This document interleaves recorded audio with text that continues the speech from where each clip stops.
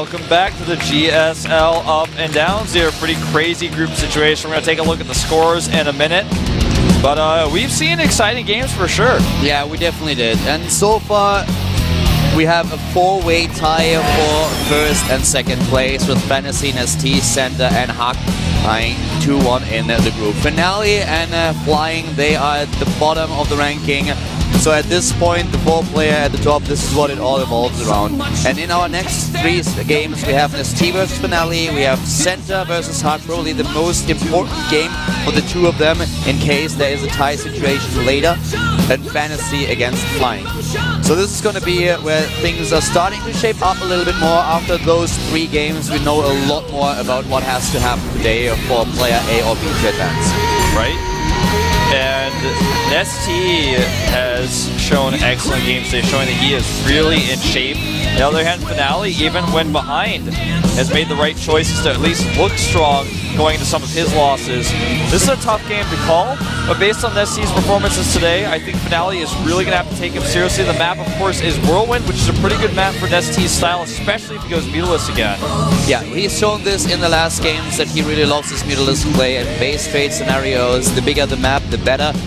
Not quite true, there are maps that are actually too big already, but if you want to go for something like this, a bigger map is always in a good position for you. You can hide bases, you can dance around with the Noodlers, you have the more mobile army. We're going to find out what NesTea can do against Finale, or if the Protoss player is able to take a win. Get the GSL Up and Downs with Colored Wolf.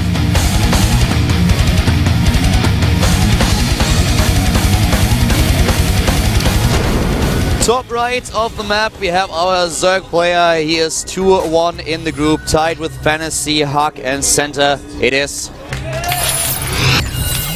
LGIM NesTea. Wants to win this game and take that spot in the head of the group, at least temporarily. A little hiccup there, I think.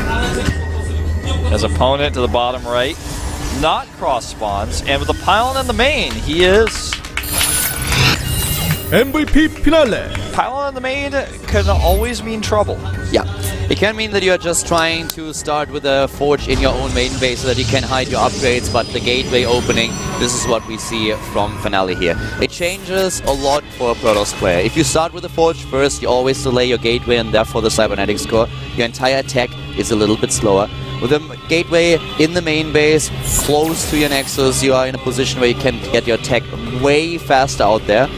And originally, why a lot of Protoss players decided to go into a Forge first play is because 1 gate into expand or even 3 gate into expand led to timings for the Zerg where they could pressure you with roaches and Zerglings and take you down. Yeah, take you down, keep you stuck in your base, keep you contained, especially on a big map like this where you finally break out against that Zerg pressure and then you can't counterattack because it takes you too long to walk across the map. Pylons can stop that oftentimes with a good Zerg player with great vision of the map, and with Speedlings it's really easy to shut it down. Gate and gas, but no core? What is this core placement?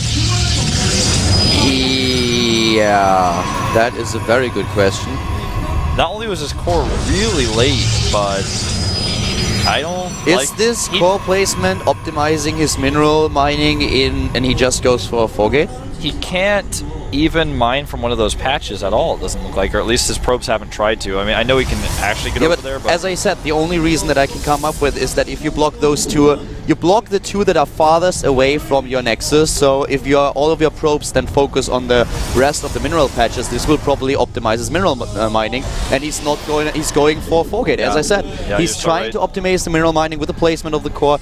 It's actually smart, but if scouted, very obvious what you're doing. Yeah, I'm not even sure. I mean, yeah, it optimizes his mining in a way, but I don't even know if that's necessarily good for him in the long run, because it may not. If this doesn't work, he needs to do something. Here we go. We're gonna find out. The point is, there is no long run. Yeah, exactly. This is designed to. Oh God, NesTea. NesTea is just checking the choke because he assumes that his opponent on a map like this will have at least a pylon at the choke, but that's not the case, so he doesn't even know where Finale starts. The Overlord is also going to miss the main base, going to miss the units too. NesTea has no idea, and the more greedier he plays, he drones up like a madman. Yeah, and he gets a third base. The probe has not been spotted either. He can start a pylon right away. Finale with all the advantages here. The Overlord still very much in the dark. He sees one gateway in the main, but that's not enough. He starts a gas and a few more drones. Now a Spinecrawler, as he sees the pylon with his Overlord. Cancel the hatch. He cancels the third, and I don't think they're going to be ready. Well, I think it's going to be very, very close. He saw that way too late. He saw that way too late. He needs the drone pull, and he goes for it. He needs these Spinecrawlers to finish. And, you know, the Warp Gate research is done. It could work. It could just work out, but it's going to be so close.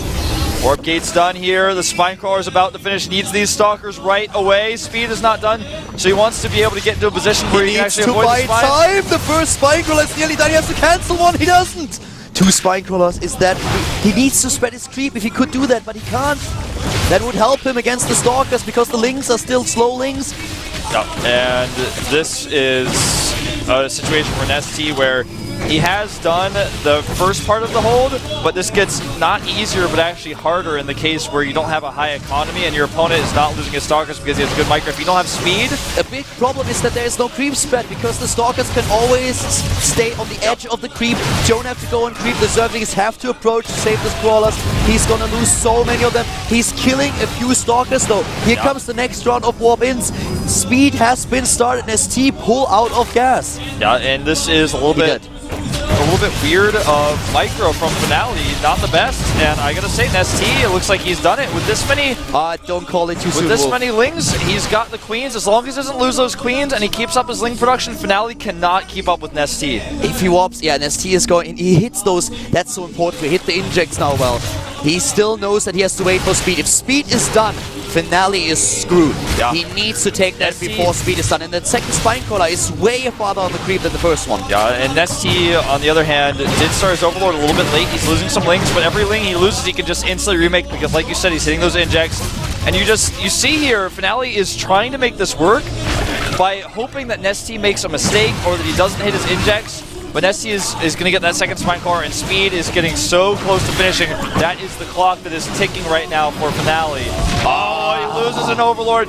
This could change things. This was bad for NesTea. He's will go down as a result. Here. The Spinecrawler is down, but the Spinecrawler, he needs more than he wants to bait him onto the creep when his speed finishes so he can get that surround. That's the speed that we're talking about. It's almost done. That speed is nearly complete, and as soon as it's done, NesTea is going to go for the kill here. He's in a good position. Speed is ready, and here come the Zerglings. They are moving in here, though, and he needs to make those Stalkers back. The Queens really helping out at the back. Will he be able to clean this up? The Queens do a lot of damage. The Stalkers die. 1, 2, 3, swapping in more units, but it looks like NesTea has done it. NesTea looks like he has held the 4 gate here. It's not over just yet, but with these 22 Lings, I feel it will be. The Zerglings are coming in. The Queens are still alive. 20 Harvesters to 15. So many Lings and so low hit points for Finale's Stalkers. He wants to wait and warp in a few more Zealots. He needs to pull probes out of gas. It is time for the creator of the universe to show his last stand here. He's putting down the cards now. The speed is done. He's going for another Spinecrawler, and Finale is still warping in units. There is nothing else he can do. With that core placement, he has to go for it. Here come the sentries, though. He has one with the force field. Force field here, but NesTea just still has too much. The Queens are doing the real damage. This is game. The Zerglings closing the distance, and GG. What a game. Finale, I really love how he positioned that cybernetic squad. For the build that he chose, and if he's determined to go all in with this, it is a really, really good decision. NesTea was in such a bad spot because he never really scouted what was going on. But when he scouted it, when he had a hunch of what was going on, he cancelled third, he built Spinecrawlers, he built extra Queens, great injects, making sure that he has the lava. His micro was good as well. The thing is, if you just sit at the top of the ramp where you're on creep, where you're safe the whole time, then he's going to get too many free warp-ins and he's going to overwhelm you. But if you do what he does and just throws away a few Lings, damages some shields, and then runs back and then damages some shields, get those Spinecrawlers up, that's exactly how you have to do it. NesTea played the dance of death, and it was him who survived. It was a very, very interesting match. To be honest, I really thought at the beginning, NesTea, if you don't see that coming, he is just going to overrun you, and you don't have no chance at all. The 2 Spinecrawlers were ready, and he was just so... He played so well with those Zerglings. And of course, the Queens also. In the old days, without the Queen range, he would have lost that game. Probably so, yeah. I'm 100% sure about that. That really helped so much. But now it is time for probably one of the most important matches for the players in this group. Center and Huck. They are tied. They are tied 2-1 in the group, and there is a good chance that we will see a tie situation later on. Whoever wins this game will have a huge edge already in this situation. Yeah. This is one of the important ones. This is very important, and consider NesTea takes the lead in the group now, but if either one of these players wins, then they will of course join him up at the top. How the group shapes up, we have 2 players at the bottom with a flying and finale, but at the top we have the 4 players, and they are fighting for the top 2 spots. The GSL up and downs are going into the next game. It is Huck versus Center.